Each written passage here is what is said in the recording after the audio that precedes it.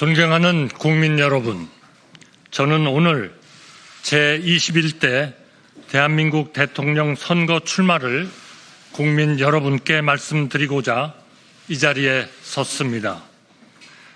지금 세계는 통상 질서가 급변하고 국제 질서가 요동치고 있습니다. 어떤 나라도 앞날을 예측하기 어려운 대변혁의 시기입니다. 이에 더하여 우리나라는 국내적으로 큰 혼란에 빠져 있습니다. 갈등과 분열이 공동체의 기반을 흔들고 있습니다. 나라와 국민의 미래가 아니라 개인과 진영의 이익을 쫓는 정치 싸움이 위험 수준에 도달하였습니다.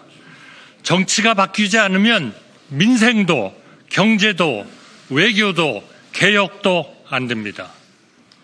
우리가 애써 일으켜 세운 나라가 무책임한 정쟁으로 발밑부터 무너지도록 방치해서는 안 됩니다. 저는 자랑스러운 대한민국 국민의 공복으로 경제발전의 최일선에서 일생을 살았습니다. 국익의 최전선인 통상 외교까지 정쟁의 소재로 삼는 현실을 저의 양심과 상식으로는 도저히 납득할 수 없습니다. 저는 제가 사랑하는 대한민국의 미래를 위해, 우리 모두를 위해 제가 할 수 있는 일을 찾기로 마음먹었습니다. 저는 이번 대통령 선거를 통해 우리 국민의 선택을 받도록 전력을 다하겠습니다. 국민 여러분, 저는 세 가지를 약속드립니다. 첫째, 바로 개헌입니다. 임기 첫날 대통령 직속 개헌 지원 기구를 만들어 개헌 성공에 총력을 기울이겠습니다. 취임 첫 해에 개헌안을 마련하고 2년 차에 개헌을 완료하고 3년 차에 새로운 헌법에 따라 총선과 대선을 실시한 뒤 곧바로 직을 내려놓겠습니다. 개헌의 구체적인 내용은 국회와 국민들이 치열하게 토론해 결정하시되 저는 견제와 균형, 즉 분권이라는 핵심 방향만 제시하겠습니다. 우리 헌법은 1987년 개정 후 38년이 되었습니다. 급변하는 시대의 흐름과 국민의 뜻을 받들기에 크게 부족합니다. 이번에 우리가 개헌에 성공하지 못하면 다시는 지금과 같은 기회가 찾아오기 어렵습니다. 누가 집권하건 지금과 크게 다르지 않은 불행이 반복될 따름입니다. 그동안 여러 정부와 많은 정치인이 개헌을 약속했지만 자기 차례가 돌아오면 그때그때의 판세와 이해관계에 따라 슬그머니 태도를 바꾸었습니다. 권력을 목표로 살아온 정치인은 개헌에 착수할 수도 개헌을 완수할 수도 없습니다. 공직 외길을 걸어온 제가 신속한 개헌으로 우리 헌정 질서를 새로운 반석 위에 올려놓겠습니다. 대통령과 국회가 견제와 균형 속에 힘을 나누어 갖는 것, 정치의 사법화와 사법의 정치화가 다 같이 사라지게 만드는 것, 협치가 제도화되고 행정이 효율화되어 우리 정치와 우리 정부가 진정으로 국리민복에 이바지하는 것, 이것이 제가 생각하는 올바른 개헌이고 우리가 추구해야 할 핵심 목표이자 방향입니다. 저는 국무총리 재임 중 거의 매일 언론인과 정치인, 기업인과 전문가, 그 밖에 수없이 많은 각계각층 인사를 만나 서로 다른 의견에 귀 기울였습니다. 하루하루 열심히 일하시는 우리 국민 여러분도 전국 곳곳으로 찾아뵈었습니다. 이 정도로는 부족합니다. 앞으로는 더 많이 만나겠습니다. 우리 경제가 해야 할 성장에 대해, 우리 국민이 누려야 할 행복에 대해, 우리 사회가 찾아야 할 안정에 대해, 우리가 만들어야 할 새로운 헌법과 우리가 나가야 할 새로운 시대에 대해 끊임없이 만나고 묻고 듣겠습니다. 국민의 눈으로, 국민의 뜻으로 반드시 개헌을 성공시키겠습니다. 새로운 헌법에 따라 대한민국 다음 시대를 여는 디딤돌이 되겠습니다. 부디 우리 국민들께서 제 등을 딛고 극단의 시대에서 합리의 시대로, 당파의 시대에서 협치의 시대로 우리 국격과 시대에 맞는 새로운 대한민국으로 앞으로 나아가시기를 중심으로 말씀드립니다. 둘째, 통상 해결을 약속드립니다. 미국발 관세 폭풍이 전 세계 모든 나라의 가장 시급한 통상 현안입니다. 글로벌 무역 질서가 뒤바뀌고 있습니다. 저는 지난 4월 8일 미국 트럼프 대통령과 통화하면서 한미 동맹의 굳건한 기반 위에 통상 해법을 적극 모색하여 나가기로 하였습니다. 지난주 워싱턴에서 열린 한미 2+2 고위급 회담에서 상당히 의미 있는 성과가 있었습니다. 해결의 속도가 한층 빨라질 것으로 기대합니다. 저는 우리나라 첫 통상교섭본부장을 지냈습니다. 경제부총리, 국무총리에 이어 주미대사를 지내며 수많은 통상협상을 성공적으로 이끌어 왔습니다. 이 일을 가장 오래 해온 사람이고 가장 잘할 사람이라고 자신합니다. 미국 정부는 물론 각계 전문가들과 활발히 소통하고 있습니다. 이번 통상 현안도 반드시 풀어내 보이겠습니다. 셋째, 국민 통합과 약자 동행, 즉 국민 동행을 약속드립니다. 통합이 곧 상생입니다. 남북이 나뉜 것도 통탄할 일인데 좌와 우로, 동과 서로, 이제는 남성과 여성으로, 중장년과 청년으로 계속해서 갈라져야 하겠습니까? 보수 혼자 산업화를 이루지 않았고 진보 혼자 민주화를 이루지 않았습니다. 우리가 이룬 그 어떤 것도 어느 한 세력만의 공적이 아닙니다. 하루하루 열심히 살아온 우리 국민 모두의 공적이며 따라서 그 열매도 모두에게 돌아가야 합니다.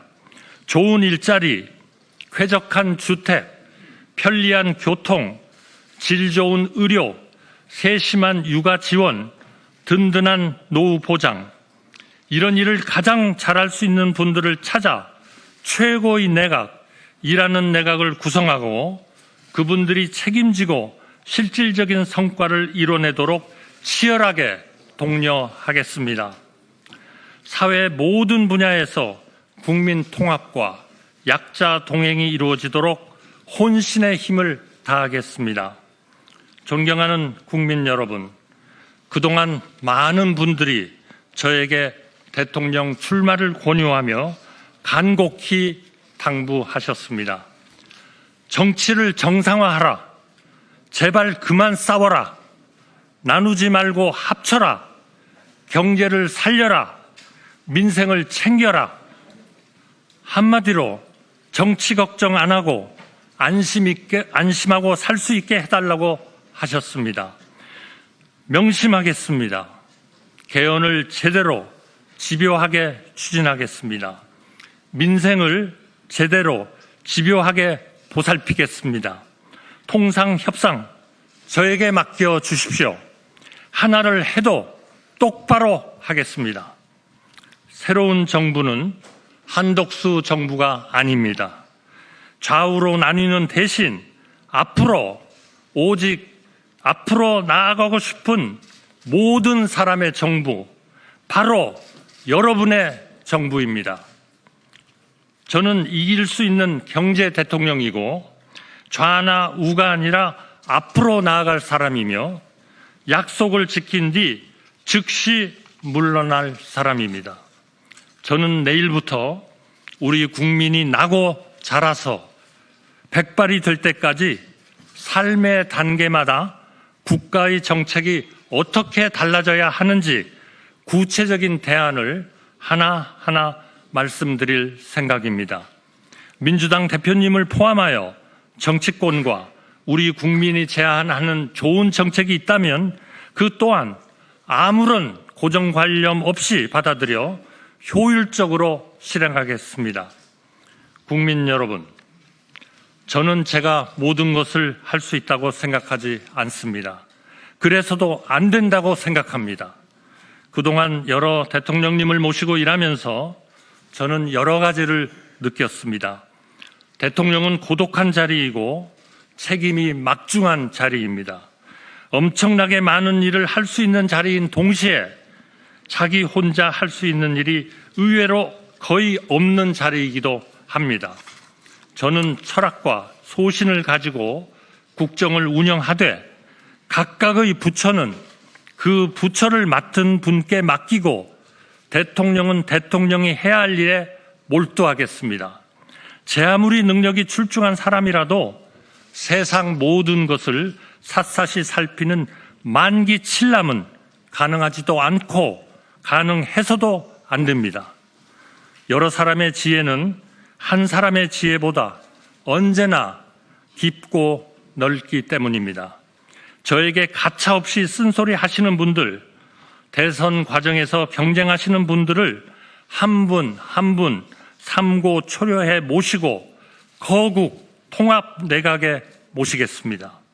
차관급 이하의 인사는 철저하게 그분과 함께 일할 부총리와 장관이 책임지고 발탁하도록 하겠습니다. 국민 여러분께서는 저에게 어쩌면 국무총리를 하면서 못한 일을 대통령이 된다고 갑자기 어떻게 해내겠느냐고 물으실지 모릅니다. 국무총리라서 못한 일을 대통령의 힘으로 반드시 해내겠습니다. 그 말을 어떻게 믿느냐고 물으신 분들께 저는 제 말이 아니라 제가 살아온 인생을 보아달라고 말씀드리고 싶습니다. 누구의 인생에나 그 사람에게 가장 중요한 질문이 있습니다. 저의 경우에 그 질문은 저라는 평범한 사람이 나라를 위해 무엇을 할 수 있는가 였습니다. 저는 1인당 국민 소득이 100달러가 채 안 될 때 태어나 1,000달러, 1만 달러 시대, 2만 달러, 3만 달러 시대를 우리 국민의 일꾼으로 살았습니다. 노력형이었지 천재였던 적이 없고 밤늦도록 제가 맡은 일에 몰두하면서 나라의 성장에 힘을 보태는 것이 그 어떤 일보다 보람 있었습니다. 우리나라가 강해지고 풍요로워지는 것, 세계 속에 존경받고 사랑받게 되는 것, 그 과정을 지켜보고 기여하는 것이 지금도 앞으로도 저의 인생이고 꿈입니다. 국민 여러분, 저의 이념은 단 하나, 여기서 대한민국의 기적이 끝나선 안 된다는 것, 우리는 계속 앞으로 나아가야 한다는 것, 이것밖에 없습니다. 우리 청년들이 저를 디딤돌로 삼으시기를 마음껏 저를 넘어 세계로, 미래로, 더 밝은 시대로 나아가시기를 소망합니다. 오직 국리, 민복을 위해 일하고 또 일하겠습니다. 저는 정치를 50년 정도 정부에서 근무를 하면서 정치가 어때야 국가가 발전하는가, 우리의 국정이 어떤 정치 체제여야 안정되는가 하는 것을 쭉 지켜보아온 사람 중에 하나입니다.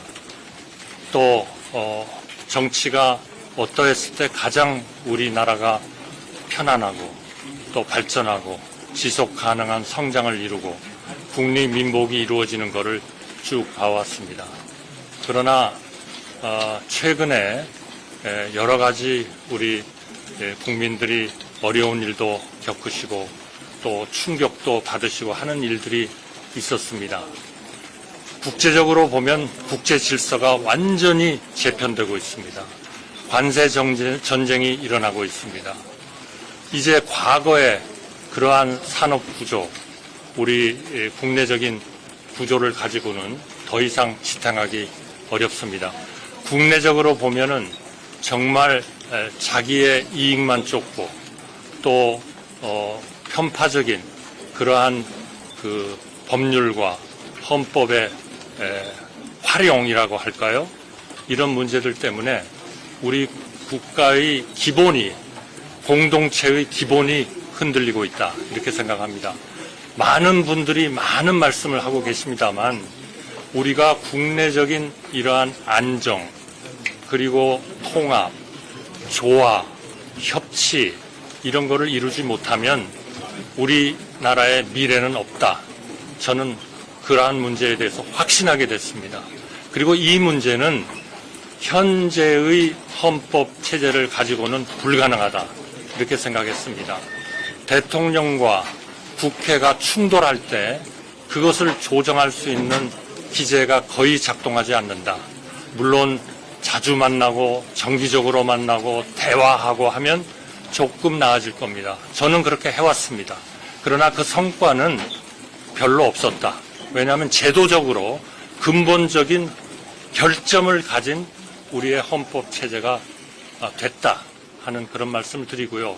그렇다면 우리가 대외적으로 존경받고 사랑받는 나라, 국내적으로 국리민복에 기여할 수 있는 그러한 나라가 되려면 이제는 개헌이라는 그야말로 서로 자기의 이익을 위해서 싸우는 것이 아니고 또 자기의 편의를 위해서 탄핵을 하는 게 아니고 또 자기의 추구하는 바를 위해서 국무위원들을 직무정지시키는 게 아니고 수사검사를 직무정지시키는 게 아니고 그야말로 이러한 그 행정부와 대통령과 그리고 입법부가 충돌하지 않고 협치할 수 있는 이러한 우리의 근본적인 체제를 갖추지 않으면 우리나라의 미래는 없고 희망은 없고 우리의 젊은 세대에 대한 하나의 광명스러운 미래는 저는 없다는 결론에 도달했습니다. 그렇기 때문에 저희 최우선 순위는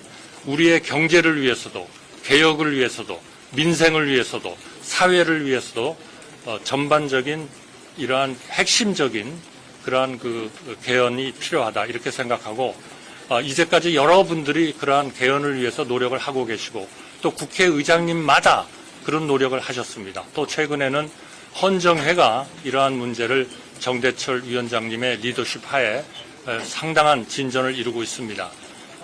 제가 대통령이 되면 대통령실에 바로 이러한 헌법 개정 지원 기구를 세워서 이분들의 노력을 적극적으로 뒷받침을 해서 3년 안에 개헌을 마치고 그리고 3년 뒤에 국회의원 선거와 그리고 대통령 선거가 같이 이루어지도록 그렇게 해야 되겠습니다. 이제까지 많은 정치인들이 이런 말씀은 하셨지만 아무도 시행하신 분은 없습니다. 왜냐하면 집권을 하면 생각이 달라지기 때문입니다. 저는 3년 이상을 하지 않겠습니다. 3년 안에 제가 말씀드리는 모든 것을 이룰 수 있다면 저는 그 안이라도 기꺼이 하야하고 우리의 새로운 세대가 우리나라를 좀 더 미래를 위해서 이끌어갈 수 있도록 그렇게 하겠습니다. 대표님, 저희 아닙니다. 수공장 죄송한데요. 합니다. 죄송합니다. 저희 질문해 주십시오. 제가 지목한 부분에 대해서 소속사와 이름을 밝혀주신 다음에 하나의 질문만 해주십시오. MBN 이지일 기자입니다. 총리님 출마하시는데 일각에서는 탄핵당한 정부의 총리가 출마하는 게 부적절하다, 명분이 없다 이런 지적이 나오는데 이거에 대해서 어떻게 생각하시는지 궁금합니다. 네, 탄핵을 초래한 이러한 그 탄핵에 의해서 초래된 우리 국민들의 충격과 그리고 정말 좌절과 어려움에 대해서 저도 여러 번 국회에서 죄송하다는 말씀을 드렸고 정말 송구스럽다는 말씀을 계속 반복 했습니다. 그러나 이제는 세상이 달라지고 있습니다. 우리의 미래를 우리가 제대로 된 제도 개혁과 제대로 된 리더십에 의해서 고치지 않으면 우리에게 미래가 없습니다. 이제 그런 문제는 우리의 사법 절차와 또 이미 헌재가 여러 가지 중요한 결정을 했기 때문에 그러한 결정을 존중해 가면서 이제는 우리 미래를 위해서 정말 세계 속에서 성장하면서 존경받고 사랑받는 나라, 또 우리 젊은이들한테 미래를 담보해주는 나라, 우리 국민들의 국리 민복을 위한 나라를 위한 그러한 노력을 위해서 이제는 힘을 모아야 된다, 이렇게 생각합니다. 예, 가운데 분. 시사인의 전혜영 기자입니다. 총리님 비상계엄 선포에 반대했다고 하셨는데 정상적인 국무회의를 거치지 않은 계엄이라는 걸 알고 계셨는데도 왜 공개적으로 이런 문제점을 바로 국민들에게 알리지 않으셨는지, 그러니까 계엄 해제를 위해서 어떤 노력을 하셨는지 궁금합니다. 그거는 이미 우리 헌법재판소에서 국회가 제기한 탄핵 소추에 대한 결론을 냈습니다. 저는 그 문제에 대해서는 말하자면 문제가 없다, 이런 결론을 헌재가 냈고요. 국무회의의 그 흠결, 절차적, 실체적 흠결에 대해서는 저는 계엄 직후부터 일관되게 그 국무회의는 절차적, 실체적 흠결이 있었다, 그렇게 계속 증언을 했고, 또 헌재에 가서도 똑같은 내용으로 일체의 변함 없이 그러한 주장을 계속 하고 있고, 지금도 그렇게 믿고 있고 생각하고 있습니다. 저 개인에 대해서는 헌법재판소가 국회가 제기한 그런 탄핵 소추안에 대해서 기각 판결을 함으로써 헌재라는 사법 절차가 저는 완료가 됐다, 그렇게 생각하고 있고, 이제는 제가 할 수 있는 일은 정말 우리나라의 미래, 우리나라의 민생, 우리나라의 경제, 우리나라의 통상 문제의 해결, 관세 폭탄에 대한 이러한 의미 있는 그러한 진전을 이루는 것이 제가 해야 할 일이다, 이렇게 생각합니다. 저쪽 뒤쪽에. 예, 하십시오. 예, 안녕하세요. 아시아경제 이기민 기자입니다. 조금 이른 말씀일 수 있지만 국민의힘 경선이 끝나면 빅텐트론이 다시 대두가 될 텐데요. 국민의힘 두 분 후보께서는 명분이 있어야 한대행님 선생님과의 단일화가 가능하다, 이렇게 후보로 내세울 수 있다 이러는데, 다른 후보들과의 차별적인 한전 총리님의 장점은 무엇이 있을까요? 명분이 뭐가 있을까요? 글쎄요, 저는 사실 50년 동안 공무원 생활을 하면서 한 번도 제 자랑을 해본 적이 없습니다. 그래서 내가 이것이 장점입니다라고 얘기하는 게 정말 쑥스럽습니다. 아마 그것은 우리 언론들이 판단을 좀 더 해주셔야 되리라, 이렇게 생각을 합니다만, 제가 감히 말씀드린다면 저는 신뢰할 수 있는 그러한 안정적인 리더십을 가지고 있고 또 그렇게 실행할 사람이다, 저는 그렇게 생각을 하고요. 그래서 앞으로 저는 오히려 우리가 이러한 국내적인 대외적인 문제를 해결하기 위해서 아주 우리에게 절실하게 요구되는 것이 우리의 헌법의 개정이라고 생각하기 때문에, 이러한 헌법 개정에 대해서 찬성하는 분들과는 어느 누구와도 제 자신으로는 협력을 해나갈 거고, 필요하면 통합도 해나갈 거고, 노력을 하겠다 하는 말씀을 드리겠습니다. 다음 일정 때문에 저희가 한두 개 질문을 받고요. 저희가 자리를 떠나겠습니다. 뒤에 외신 계속 손을 드셔가지고요. 미국 NTV 방송의 맹주석 기자입니다. 북한의 핵 위협을 어떻게 처리하실 건지 국정원가 하는 분들 묻고 있습니다. 앞으로 북한의 핵 위협을 네, 정말 그 부분도 우리가 정말 헌법을 개정을 해서 통합과 협치의 정치를 이뤄내지 않으면 우리의 가장 근본적인 저는 안보 체제가 흔들릴 수 있다. 이렇게 걱정을 하고 있습니다.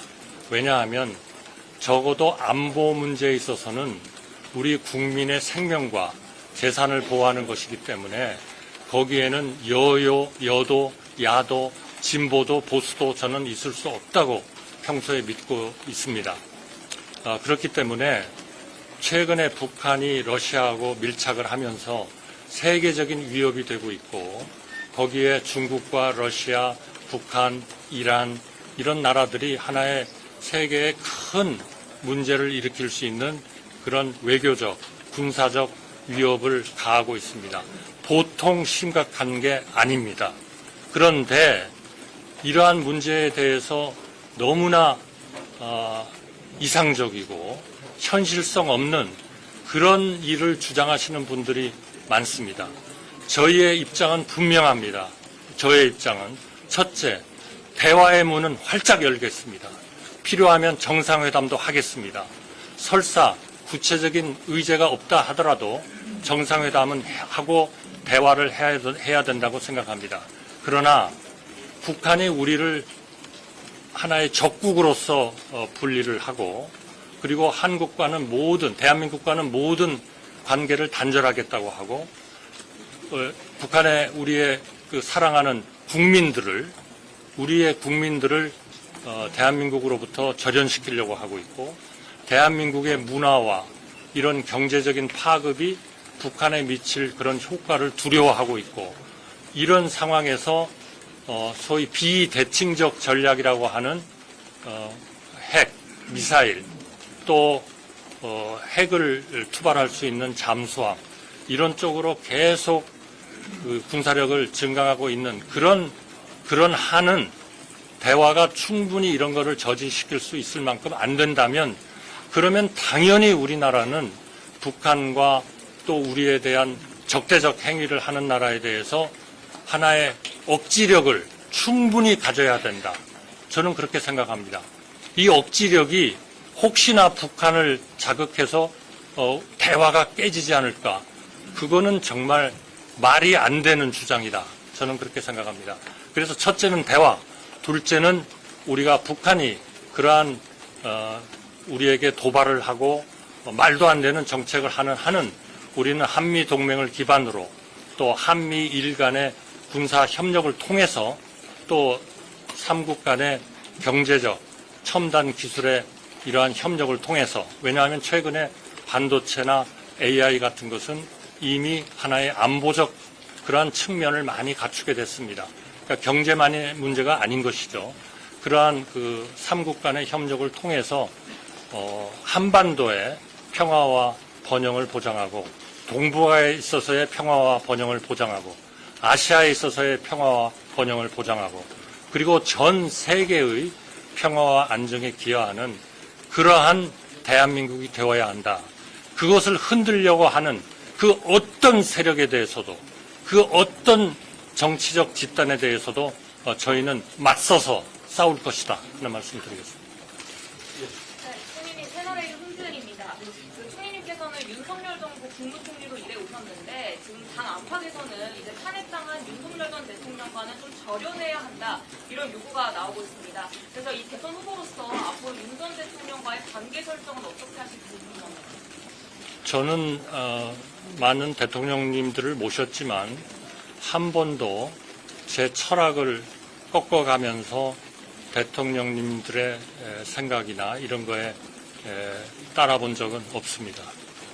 제 나름대로 항상 설득을 하려고 노력을 했고 물론 국무총리는 대통령을 보좌하고 그리고 대통령의 명예에 의해서 내각을 통할한다 하는 헌법의 규정이 있습니다만 그러나 저는 한 번도 우리가 나가야 하는 또는 수호해야 하는 우리 대한민국의 가치, 자유민주주의, 시장경제, 그리고 사회적 약자의 보호 이런 데에서 한 번도 저는 일탈한 적이 없습니다.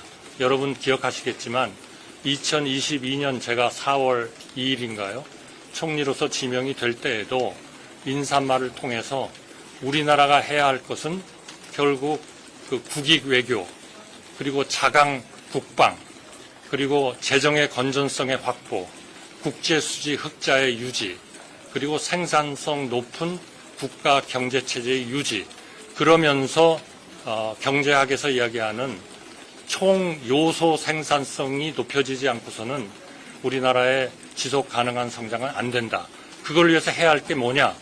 우리나라가 정말 협치를 해야 되고 정치 세력 간의 싸움만 해서는 안 되고, 그리고 소득 분배, 자산의 분배도 개선을 해야 되고 투명해야 되고, 그리고 부패가 없어야 되고 하는 그러한 내용을 말씀한 바가 있고, 그러나 이것은 어떻게 보면 상당히 거시적인 문제로 국가가 우선 걱정을 해야 되는 것이고, 우리 국민의 마이크로적인 마이크로적인 행복을 위해서는 지금 이야기한 그런 것들은 국가가 많은 신경을 쓰지만 그거는 매일매일 우리 국민들의 생활에 중요한 사항은 아닙니다. 그래서 제가 제기한 거는 첫째로 좋은 일자리의 창출, 주택 수요의 충족, 교육의 개선, 그리고 의료, 그리고 우리 국민들을 위해서 아주 부자로는 살지 못할지 모르지만 은퇴했을 때 적절한 연금 제도를 통해서 우리가 그분들을 사회적으로 뒷받침해야 된다 하는 연금 제도의 개혁. 그래서 그동안에 우리가 노동개혁, 교육개혁은 우리가 성장을 더 하기 위한 하나의 그러한 항목으로서, 또 연금개혁은 우리 국민들이 은퇴했을 때 좀 더 인간다운 생활을 할 수 있는 그런 재정적 뒷받침을 지원해주는 하나의 도구로서 우리가 어렵지만 개혁을 해야 된다 이렇게 생각을 했고, 앞으로도 그러한 노동 문제, 교육 문제, 그리고 연금 문제, 의료 문제 이런 데에 대해서 많은 개혁을 해야 됩니다. 그러나 여러분들이 너무 잘 알다시피 그 모든 것이 정치적 협치, 정치적 타협, 미래를 보는 정치 체제를 갖추지 않고서는 그거는 완전히 연목구어다라는 말씀을 제가 여러 번 국회에서도 강조한 바가 있습니다. 많이 질문 뭐 주셨는데 한두 개 더 알겠습니다. 그러면 TV 여기 네, 저 총리님 TV조선 이채리입니다. 네. 네, 어제 이제 대통령 권한대행으로서 마지막 업무가 최상목 부총리에 대한 사표 수리가 됐는데요. 그럼으로써 이제 국무회의 개인 이동수 논란이나 아니면 그 사퇴 기자회견을 한 이후에 사표를 수리하는 게 맞는지 이런 논란이 생겼는데 이런 것에 대한 입장 표명도 어제 저는 정말 실망했습니다. 우리나라의 정치 수준이 정말 이 정도인가. 제가 이러한 우리나라의 미래를 위해서, 경제를 위해서, 또 통상의 회복을 위해서, 정말 우리 개헌을 위해서 이런 쪽에 고민을 하고 있다는 것은 뭐 상당한 시간 동안 아마 언론에도 보도되고 했습니다. 그래서 어제 제가 그 발표를 했는데, 저는 어떤 이유인지 이해를 못하겠습니다.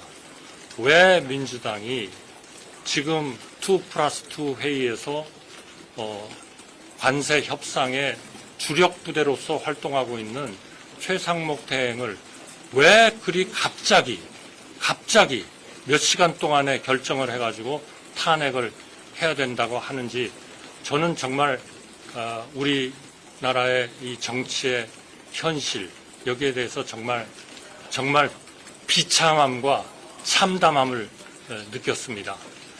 만약 지금 최상목 대행이 그대로 탄핵이 된다면 적어도 3개월 정도는 또 직무정지가 됩니다.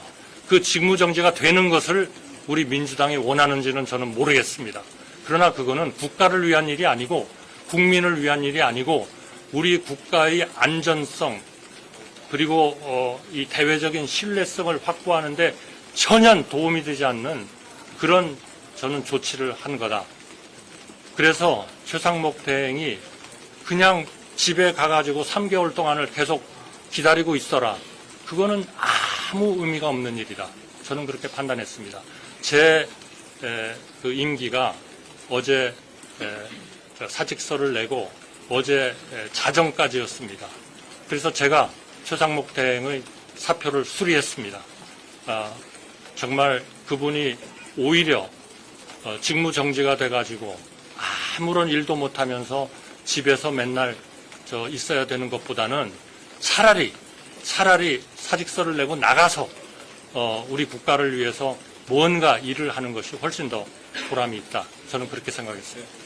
양해 말씀드리겠습니다. 다음 일정 때문에요. 오늘 첫 자리입니다. 앞으로도 이런 소통의 자리 많이 저희가 마련하겠습니다. 오늘은 여기에서 백부를 마치겠습니다. 뭐 여러분들 아시다시피 지금까지 총리를 하신 여러분들이 계셨지만 제가 지난 2년 11개월 동안에 50번 정도 되는 백브리핑을 했습니다.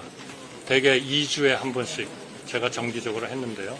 뭐 물론 큰 기사가 아닐 수도 있고 뭐 작은 기사일 수도 있지만 저는 최대한 우리 언론과 소통이 중요하다고 생각했습니다. 왜냐하면 우리 국민들은 언론을 통해서 모든 이러한 설명과 해석을 받기 때문에 저는 그것이 대단히 중요하다고 생각하고 있고 제가 오늘 출마의 변에서도 말씀드렸지만 저는 언론과 적어도 대통령이 된다면 2주에 한 번씩은 제가 기자회견을 하려고 합니다. 야당 당수와 2주에 한 번은 같이 식사를 하면서 국정을 논의하려고 합니다. 노조와 2주에 한 번은 만나려고 합니다. 왜냐하면 노조가 어떻게 세계 노조와 경쟁하느냐 하는 것이 너무나 우리나라에 중요합니다. 기업들과 2주에 한 번 만나려고 합니다. 그리고 우리 시민단체들과 2주에 한 번씩 만나려고 합니다. 그거 이상 대통령이 더 소통을 해야 할 그런 일은 저는 없다고 생각합니다. 가장 중요한 거라고 생각을 하기 때문에 저희가 공적인 일을 하면서도 정말 소통을 열심히 하는 것이 중요하다. 저는 그렇게 생각하고요. 앞으로도 그러한 기회가 된다면 여러분과 더 정기적으로 만나는 그런 기회를 갖도록 하겠습니다.